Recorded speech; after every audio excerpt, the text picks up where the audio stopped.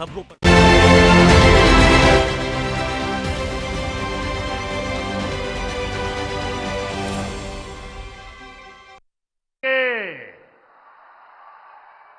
मारब सिक्सर के 6 गोली छाती में, यही इनका तौर तरीका है, यही इनका प्लान है।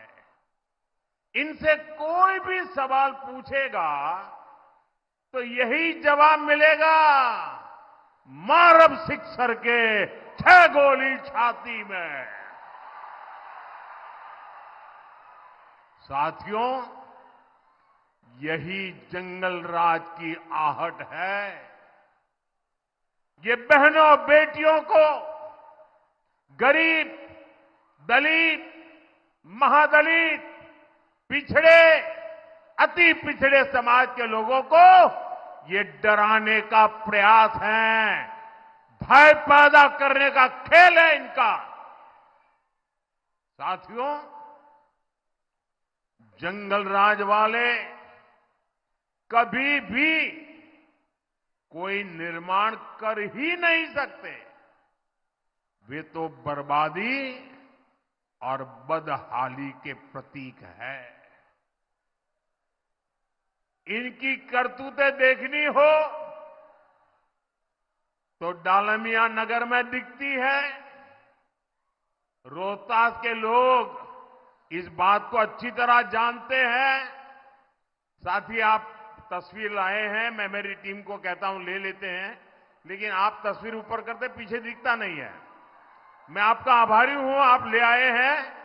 मैं मेरे टीम को कहता हूं जरा ले लीजिए इनसे भाई, और आप बैठिए नीचे, ले लेंगे वो, बैठिए। पीछे औरों को रुकावट होती है भैया। अंग्रेजों के जमाने में डालमिया नगर की नींव पड़ी थी। दशकों के परिश्रम के बाद एक फलता फूलता औद्योगिक नगर बनता जा रहा था। लेकिन फिर से कुशासन वालों की राजनीति आ गई, कुशासन की राजनीति आ गई, जंगल राज आ गया, फिरौती, रंगदारी, करप्शन, कट कमीशन, हत्या, अपहरण, धमकी, हड़ताल, यही सब होने लगा। देखते ही देखते जंगल राज ने सब कुछ तबाह कर दिया। साथियों, जंगल राज ने बिहार में विकास की हर संभावना की भ्रूण हत्या करने का काम किया था। मैं आपको एक और उदाहरण दिलाता हूं। आप कैमूर में देखिए, प्रकृति ने क्या कुछ नहीं दिया है। ये आकर्षक पर्यटन स्थलों में एक महत्वपूर्ण स्थान हो सकता था, लेकिन जंगल राज ने ये कभी होने नहीं दिया।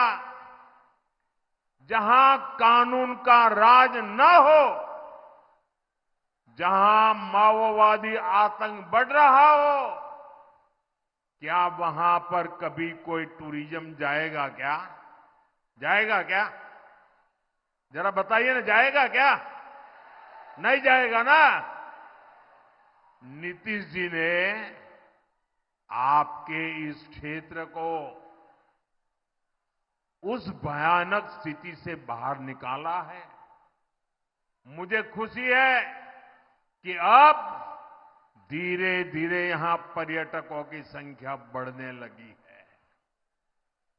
जिस करकटगढ़ वाटरफॉल, उस वाटरफॉल के आसपास माओवादी आतंक का खौफ होता था, आज वहां पर्यटकों की रौनक रहती है। यहां जो हमारे धाम है, वहां तीर्थयात्रियों की संख्या लगातार बढ़ रही है। जागृत देवता हर्षु ब्रह्म के दर्शन करने लोग आते हैं। आज यहां नक्सलवाद, माओवादी आतंक दम तोड़ रहा है।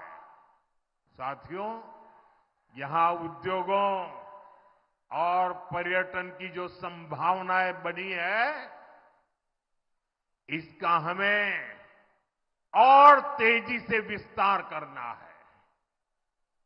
देश विदेश से लोग यहां बिहार में पूंजी लगाने के लिए तैयार है। बस उन्हें लालटेन, पंजे और लाल झंडे की तस्वीर भी नहीं दिखनी चाहिए। अगर दिख गई तो दरवाजे से ही लौट जाएंगे। इसलिए हमें संकल्प लेना है, हमें बिहार को जंगल राज से दूर रखना है। साथियों, बिहार के इस चुनाव में एक बहुत ही खास बात हुई है। इस चुनाव ने कांग्रेस आरजेडी के बीच लड़ाई को सबके सामने ला दिया। कांग्रेस आरजेडी की ये जो दीवार है ना, ये टूट चुकी है और कांग्रेस आरजेडी की टूटी दीवार पर ये लोग चाहे जितना पलस्तर कर लें, अब दोनों पार्टियों के बीच खाई गहरी होती जा रही है। पलस्तर से काम चलने वाला नहीं है। आप देखिए, इस क्षेत्र में भी कांग्रेस के नामदार ने रैलियां की, लेकिन पटना के नामदार का नाम नहीं लिया। कितनी छुआछूत है देखिए, वो पटना के नामदार का नाम लेने को तैयार नहीं। कांग्रेस के नामदार दुनिया जहां की कहानियां कहते रहते हैं, लेकिन आरजेडी के घोषणा पत्र पर कोई सवाल पूछे कि आरजेडी ने बड़े बड़े वादे किए, क्या कहना है, तो कांग्रेस के नामदार के मुंह पर ताला लग जाता है। ये कांग्रेस के नामदार अपने घोषणा पत्र की झूठी तारीफ तक नहीं कर पा रहे। एक दूसरे को गिराने में जुटे ये लोग बिहार के विकास को कभी गति नहीं दे सकते। साथियों, ये लोग अपने परिवार के अलावा किसी को भी नहीं मानते। कांग्रेस ने बाबा साहब आंबेडकर की राजनीति खत्म की, क्योंकि बाबा साहब आंबेडकर का कद ये दिल्ली में बैठे शाही परिवार से ऊंचा था। इन्होंने बाबू जगजीवन राम जी को भी सहन नहीं किया। सीताराम केसरी, उनके साथ भी ऐसा ही किया। बिहार के ऐसे एक से बढ़कर के एक दिग्गज नेता को अपमानित करना, यही शाही परिवार का खेल रहा है। जबकि साथियों, भाजपा के एनडीए के संस्कार सबको सम्मान देने के हैं, सबको साथ लेकर चलने के हैं। हम तो गौरव से कहते हैं, हमें लाल मुनि चौबे जी जैसे वरिष्ठों ने सिखाया है, संस्कार दिए हैं। यहां भभुआ में भाजपा परिवार के पूर्व विधायक आदरणीय चंद्रमौली मिश्रा जी भी हमारी प्रेरणा है।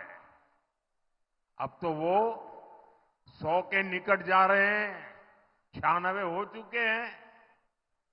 और जब कोरोना का संकट आया तो ऐसे हमारे सभी सीनियर को मैं फोन कर रहा था, तो मैंने मिश्रा जी को भी फोन किया, चंद्रमौली जी से मैंने उनके हालचाल पूछे, और मैं हैरान था, ये उम्र, लेकिन फोन पर वो मेरा हाल पूछ रहे थे, मेरा हौसला बढ़ा रहे थे। ये इस धरती में आदरणीय चंद्रमौली मिश्रा जी जैसे व्यक्तियों से सीखते हुए हम भाजपा के कार्यकर्ता आगे बढ़े हैं। साथियों, ऐसे वरिष्ठों से मिले संस्कारों ने हमें राष्ट्रभक्तों का, देश के लिए जीने मरने वालों का सम्मान करना सिखाया है। इसलिए हमने बाबा साहब आंबेडकर से जुड़े स्थानों को पंच तीर्थ के रूप में विकसित किया।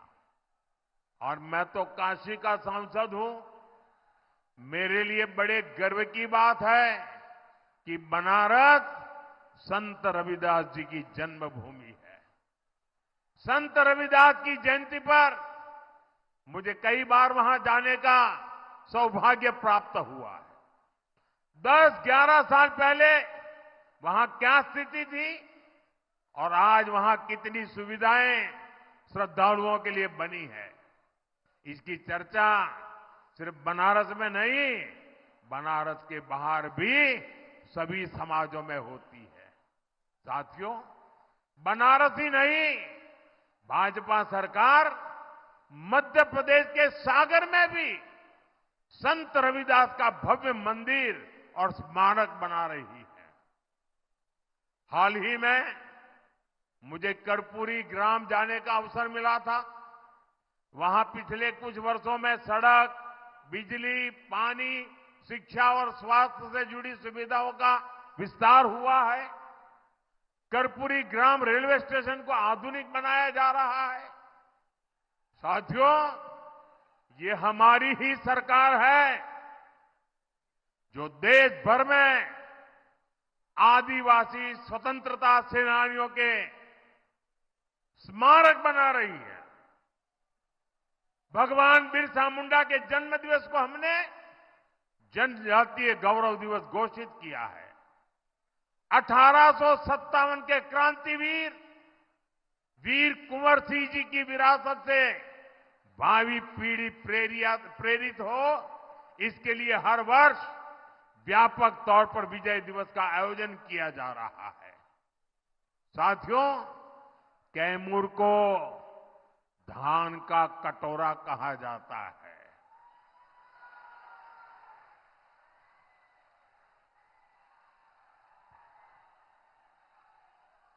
और हमारे बबुआ के मोकरी चावल की मांग दुनिया भर में हो रही है। और प्रभु श्री राम को भोग में यही मोकरी का चावल अर्पित किया जाता है। राम रसोई में भी यही चावल मिलता है। आप मुझे बताइए साथियों, आप अयोध्या का जब राम मंदिर देखते हैं या उसके विषय में सुनते हैं, यहां बैठा हुआ हर कोई मुझे जवाब दे, जब राम मंदिर आप देखते हैं या उसके सुनते हैं, आपको गर्व होता है कि नहीं होता है? माताओं बहनों, आपको गर्व होता है कि नहीं होता है? भव्य राम मंदिर का आपको आनंद आता है कि नहीं आता है? आप काशी में बाबा विश्वनाथ का धाम देखते हैं, आपको गर्व होता है कि नहीं होता है? आपका हृदय गर्व से भर जाता है कि नहीं भर जाता है? आपका माथा ऊंचा होता है कि नहीं होता है? आपको तो गर्व होता है, हर हिंदुस्तानी को गर्व होता है, लेकिन कांग्रेस आरजेडी के नेताओं को नहीं होता है। ये लोग दुनिया भर में घूमते फिरते हैं, लेकिन अयोध्या नहीं जाते। राम जी में इनकी आस्था नहीं है और राम जी के खिलाफ अनाप शनाप बोल चुके हैं। उनको लगता है कि अगर अयोध्या जाएंगे, प्रभु राम के दर्शन करेंगे तो उनके वोट ही चले जाएंगे, डरते हैं। उनकी कोई आस्था नाम की चीज ही नहीं है। लेकिन जरा मैं इन लोगों से पूछना चाहता हूं, ठीक है भाई, चलो, भगवान राम से आपको जरा भय लगता होगा, लेकिन राम मंदिर परिसर में ही आप में से तो लोग गए होंगे।